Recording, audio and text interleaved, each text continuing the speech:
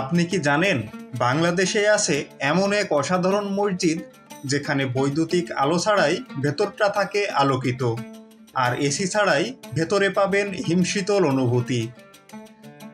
অবাক লাগছে তাই না?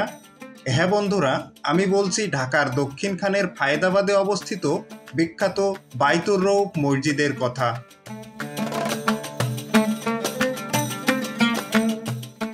আজকের ভিডিওতে আমরা শুধু এই মসজিদের ইতিহাসই জানব না, আপনাদের ঘুরিয়ে দেখাবো মসজিদের প্রতিটি কোণা, আর জানাবো কেন এই মসজিদকে বলা হয় আধুনিক স্থাপত্যের বিস্ময়।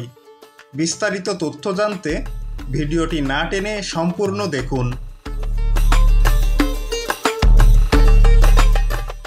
মসজিদটি রাজধানী ঢাকার দক্ষিণখান থানার ফায়েদাবাদে অবস্থিত। আবদুল্লাপুর থেকে পূর্ব দিকে রেল লাইন পেরিয়ে আসতে পারবেন এই মসজিদে। আবদুল্লাপুর থেকে মসজিদের দূরত্ব প্রায় 1.5 কিলোমিটার।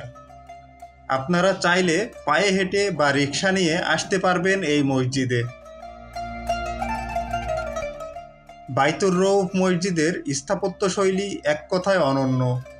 এটি মূলত সুলতানি স্থাপত্য রীতি দ্বারা অনুপ্রাণিত, যেখানে সনাতন ইটের ব্যবহারকে আধুনিক স্থাপত্যের সঙ্গে মেলানো হয়েছে। মসজিদটির সম্পূর্ণ কাঠামো তৈরি করা হয়েছে লাল ইট দিয়ে। এখানে কোনো রং বা প্লাস্টারের ব্যবহার নেই। ইটের ছিদ্রযুক্ত দেয়ালগুলো প্রাচীন মসজিদের জালির নকশার আধুনিক প্রতিফলন, যা ভেতরে আলো ও বাতাসের প্রাকৃতিক প্রবাহ নিশ্চিত করে। এছাড়া দরজা ও জানালার অনুপাত এবং বিন্যাস ঐতিহ্যবাহী মসজিদের নকশার অনুকরণে করা হয়েছে, যা এই স্থাপনাটিকে একই সঙ্গে আধুনিক ও ঐতিহ্যবাহী বৈশিষ্ট্যে অনন্য করে তুলেছে। মসজিদের জমির মালিক ছিলেন সুফিয়া খাতুন। তিনি ছিলেন এক দৃঢ় বিশ্বাসী নারী। তিনি স্থানীয় মুসলমানদের নামাজ পড়ার একটি নিরিবিলি জায়গার প্রয়োজনীয়তা উপলব্ধি করে নিজের এই জমিটি ওয়াকফ করে দেন আল্লাহর রাস্তায়। এই মসজিদটি ডিজাইন করেন বাংলাদেশের বিশিষ্ট স্থপতি মেরিনা তাবাচ্চুম। 2016 সালে এই মসজিদের নকশার জন্য তিনি আগা খান স্থাপত্য পুরস্কার লাভ করেন। এই পুরস্কার স্থাপত্য দুনিয়ায় অত্যন্ত সম্মানজনক এবং এই পুরস্কারের অর্থমূল্য 10 লাখ মার্কিন ডলার, যা বাংলাদেশি টাকায় প্রায় 12,26 লাখ টাকার সমান। মসজিদটি নির্মাণ করা হয়েছে প্রায় 754 বর্গমিটার বা 18.63 শতক জমির ওপর।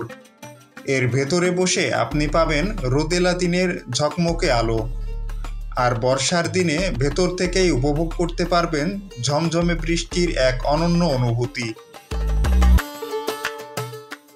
স্থাপত্যশৈলীতে এমনভাবে বাতাস চলাচলের ব্যবস্থা রাখা হয়েছে যাতে করে বছরের যে কোনো সময়ে ভেতরের তাপমাত্রা থাকে স্থিতিশীল ও আরামদায়ক।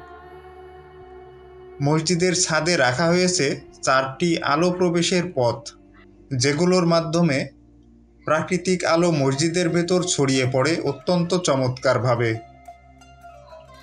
এই মসজিদে 400 জন মুসল্লি একসঙ্গে নামাজ আদায় করতে পারেন।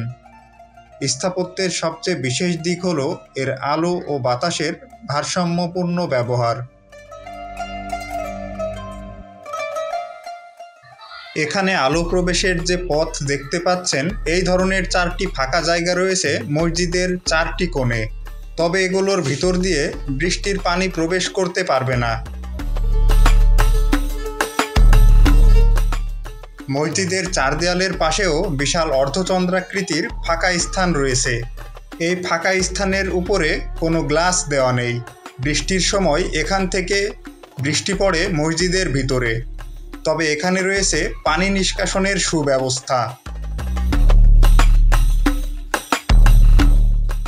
মসজিদের ছাদে আকাশের নক্ষত্রের মতো রয়েছে অসংখ্য ছিদ্র। এই ছিদ্রের ভিতর দিয়ে সূর্যের আলো সোজা এসে পড়ছে মসজিদের ফ্লোরে। এই ছিদ্র দিয়ে বৃষ্টির পানি প্রবেশের কোনো সুযোগ নেই।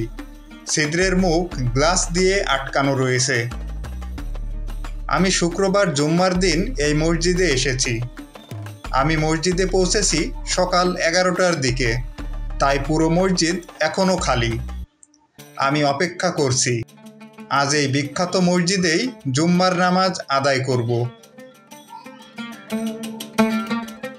বাইতুর রৌফ মসজিদ শুধু একটি মসজিদ নয়, এটি এক অসাধারণ স্থাপত্যশৈলীর নিদর্শন, যেখানে ধর্ম, প্রকৃতি ও নান্দনিকতা একসাথে মিলে এক অপূর্ব অভিজ্ঞতা তৈরি করে। এখানে আপনি শুধু নামাজ আদায় করতে আসবেন না, বরং এখানকার পরিবেশ, আলো ছায়া আর বাতাসের মাঝে আপনি হারিয়ে যাবেন এক গভীর প্রশান্তিতে। এই মসজিদ আমাদের মনে করিয়ে দেয় সরলতা দিয়েই তৈরি করা যায় অনন্য সৌন্দর্য। আপনারা যদি কখনো ঢাকার দক্ষিণখানে আসেন তবে অবশ্যই একবার ঘুরে যাবেন এই মসজিদে। আপনার অনুভূতি প্রমাণ করবে এটি কেবল একটি স্থাপনা নয়, এটি এক অনুভব। ভিডিওটি ভালো লাগলে লাইক দিন এবং বন্ধুদের সাথে শেয়ার করুন। ইউটিউবে দেখলে চ্যানেলটি সাবস্ক্রাইব করবেন আর ফেসবুকে দেখলে পেজটি ফলো দিতে ভুলবেন না। আজকের ভিডিও এখানেই শেষ করছি, দেখা হবে পরবর্তী ভিডিওতে।